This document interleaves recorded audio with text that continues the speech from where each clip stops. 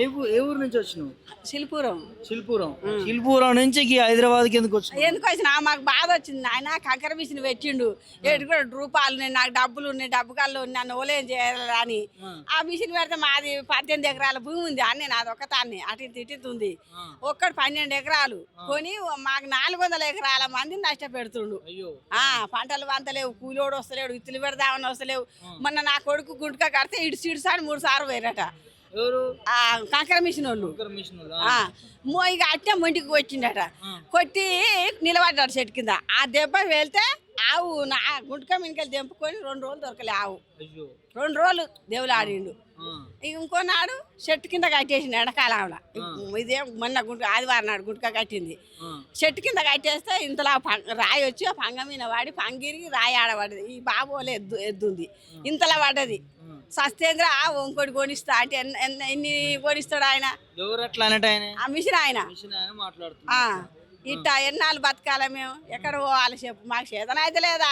మా భూమిలో మేము పండించుకుంటాం, నీ భూమిలో నువ్వు నీ ఇష్టం వచ్చిన పని చేసుకో, ఏదో పెట్టుకో. మాకు నష్టం జరగదు, మాకు అపాయం జరగదు. అది బాంబు వెళ్ళినప్పుడు 2 గంటల సేపు నల్లగా దుమ్ము, పక్కన ఉన్న మనిషి అవపడాడు, కర్రగా ఊపిరి వెళ్తలేదు. ఎటనో ఆసన వస్తుంది, కమర్ ఆసన. ఎట్ట తట్టుకోవాలి? నీళ్లు మా బోరు మంచిగా నీ పోసేది, ఎక్కడన్నార వారేది. ఇప్పుడు మొత్తమే వస్తలేదు. ఆ దెబ్బలు వేగిన సంతి అసలు కూడా నీళ్ళు లేవు. ఎన్నాళ్ళు మంది బావుల పంటి పోం, ఎన్నాళ్ళు ఎక్కడ పోం నాయన. మేము ఎట్ట బతకాలి ఎట్టా చేసి మీ దయ వల్ల దాన్ని బంద్ చేయాలి. ఆయనకు టీషర్ట్ జాబు నెలకు 2 లక్షలు వచ్చినాయి, కోట్ల రూపాయలు. 5 ఆలయా? ఇంకేదన్నా మిషన్ పెట్టుకో, ఒక పత్తి కంపెనీ పెట్టుకో, రైస్ మిల్లు పెట్టుకో, ఏరా పెట్టుకో. మా ఊళ్ళని అయితే చెటాక్ అంతా పట్టించుకుంటలేరు నాయన. వీళ్ళు ఎట్టు కూడా కురుమోళ్ళు. 400 ఎకరాలలో అంతా కురుమోళ్ళే ఉండరు. అక్కడ ఏ జాతి కూడా పట్టించుకుంటలేరు. ఇంత కసిగా అంతలేరు. మీరు ఎమ్మెల్యే వేముల వీరేశం పట్టించుకుంటలేడు. ఆయనే వచ్చి రిబ్బన్ కట్ చేసిండు. ఆయనకు మేము అడ్డం పోతే పోలీసు వాళ్ళు పక్కన తోలి నూకేసిర్రు. బాయికాడ మా శెలకలకు టెంట్ వేసి కూర్చున్నావు, నూకేసిర్రు. ఆ ఎమ్మెల్యే సార్ తోటి మాట్లాడదామంటే మాట్లాడి వీళ్ళు ఇవ్వకుండా మాట్లాడకుండా తోసేసిర్రు. మమ్మల్ని పోలీసు వచ్చిర్రు, మింట్రీలు వచ్చింది అలా పెద్ద ఎత్తు మీద చేసిండు. ఇక మాకు గలవలే, ఆయన మాట్లాడలే. ఇక మేము భువనగిరికి పోయినాం, ఆడివతానికి. అక్కడ పోయినా కూడా కాగితాలు ఇచ్చినా కూడా ఈ కాగితాలు పక్కకి వేస్తుర్రు, ఆయనకి ఇస్తుర్రు. మేము అంతా తెచ్చుకున్నా అంటుండు. ఎన్ని రోజులు అవుతుంది ఇట్లా? ఇప్పుడు ఆ దగ్గర ఎండక 6-7 నెలలు అవుతుంది. ఇట్లా ఇబ్బంది పడుతుంది. ఇట్టనే పడతాం, రోజుకో ఊరిపోతున్నాం. నాడు రాణపేటకు, నల్గొండకు, భువనగిరికి ఎన్ని పోలీస్ స్టేషన్లో పోయినా కూడా పోలీసు వాళ్ళు కూడా ఏం చేస్తలేరు. మా దాంట్లో మేము ఎడ్ల కట్టేస్తున్నా, ఇడుస్తావాయిడవరా నువ్వు ఎడ్లని, ఇడుస్తావాయిడవరా అని బెదిరిస్తురే. మా వాడిని ఏం సార్ నా దాంట్లో నేను కట్టేసుకున్నాను, నీ దాంట్లో కట్టేసుకున్నావా అన్నాక సబ్జెక్ట్ పోయినట. వాళ్ళు కూడా బెదిరిస్తారు. అధికారం ఎక్కడంటే ఈయన బలం ఇస్తుండుగా, ఈయన అందిస్తుండు. ఈ మిషన్ ఆయన, నువ్వు మొట్టమొదలు మేము వెనకానికి వస్తాం ఎక్కడ ఆయన అంటుండు. ఇక మేము నోటి పత్తారితో చెప్పేసి ఇక ఆయన మంత్రితో చెప్పిస్తుండా, ఎట చెప్పిస్తుండా, సర్వేషన్ కెరక ఆయనకి ఎరక. మమ్మల్ని అయితే కేర్ చేస్తలేడు, పట్టించుకోవట్లేరు ఎవరు. ఊరే పట్టించుకుంటలేరు నాయన మమ్మల్ని. ఆ ఊరు కూడా అయ్యో మరి ఇంతమంది పక్కపంటి ఊళ్ళో కూడా గోడలు పర్యవేస్తున్నాయి. మీ సర్పంచ్ ఏం చేస్తున్నాడు మరి? సర్పంచ్ ఏం చేస్తాడు? మా సర్పంచ్ కూడా మేమేం చెయ్య, ఒక్కడిని ఊరంతా ఒక మాట మాట్లాడినాక నేను ఒక్కడిని ఏం చెయ్య, కాకపోతే నేను కూడా వస్తాను, మీ ముందు నడుస్తా అంటుండు కానీ వస్తలేడు. పోలీసులు ఏమంటారు మరి? పోలీసు వాళ్ళు ఏమంటారు? వాళ్ళ దిక్కే మాట్లాడతాడు. మమ్మల్నే ఆయనకెదురు ఓడేంద్రా, నువ్వు ఆయనకెదురు ఓడేంద్రా అంటుండు పోలీసు ఆయన కూడా. ఎన్ని సంవత్సరాల నుంచి ఉంటారు అక్కడ? ఎన్ని సంవత్సరాల నుంచి వ్యవసాయం చేస్తున్నారు? మా అత్త మామ సంపాదించిన భూమి అది, నిన్న ఇయ్యాల కాదు, 100 ఏళ్ల సంది మా మామ కొన్న భూమి అది. మమ్మల్ని మొత్తమే కేర్ చేస్తలేడు ఆయన. వచ్చి 12 ఎకరాలు ఆయన 400 ఎకరాలలో నష్టపెడుతుండు. రోజుకొక తీరుకు ఉరుకుతున్నాం. కూలీలు కూడా వస్తలేదు. ఇప్పుడు గడ్డి వీకాలి, ఇత్తులు పెట్టాలి. మొన్న ఇత్తులు పెడుతుంటే ఒకటికి బాంబులు వెళ్ళింది. మేము పోవంటే పోవం అన్నా కూడా ఇలా కొడుతురు, ఇత్తులు పెడుతుంటే వచ్చి. ఇక రావమ్మా ఈ ఏరియాలకు మేము కూలికి రాము, మేము రాము. మేము చేస్తే ఎన్ని ఇస్తారు? దినాలకు ఇస్తారు, 1,30,000 ఇస్తారు. నా పిల్లలు నా జిల్లాలు ఎక్కడ పోవాలంటారు. ఊర్లో పోయిన వాళ్ళు పిలుస్తున్నాం సార్. ఇప్పుడు వాళ్ళు కూలీలు రాకపోతే మీ వ్యవసాయం అంతా అయిపోయింది నాయన, అయిపోయింది.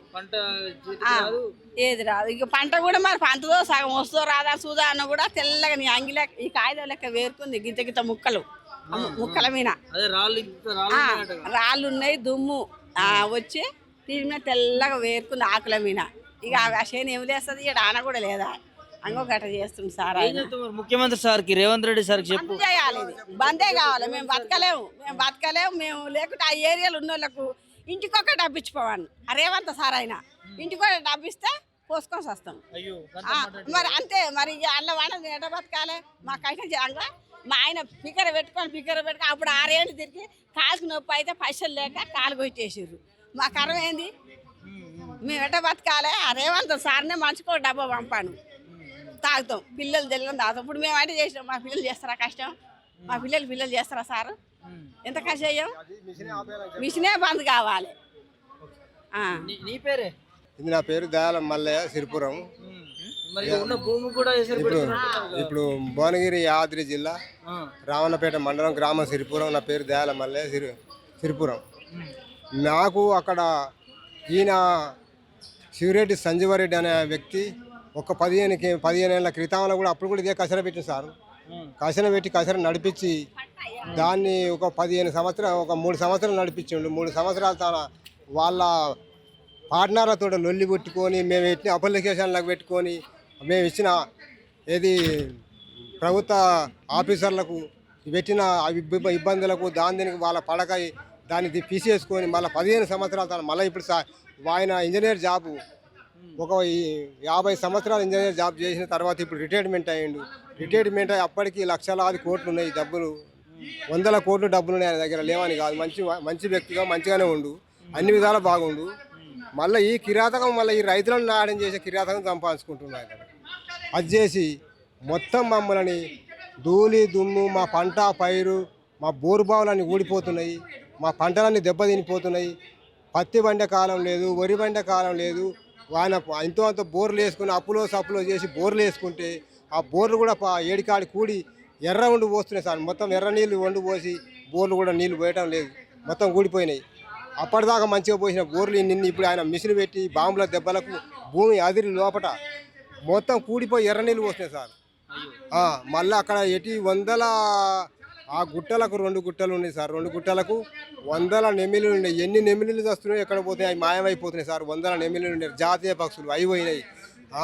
నక్కలు తొడేళ్ళు ఎన్నో ఉండే అవి కూడా లేకుండా పోయినాయి సార్. ఇప్పుడు అంతా మా పంటలు అక్కడ ఏది ఎలిమినేడు సిరిపురం రోడ్డు, పెదకాపర్తి ఎల్లంకి రోడ్డు, ఆ రోడ్లల్లో ఆ గుట్టకు 30 మీటర్ దూరం ఆ బాస్టింగ్కి కానీ ఆ మిషన్కి కానీ 30 మీటర్ల దూరం కూడా లేదు సార్.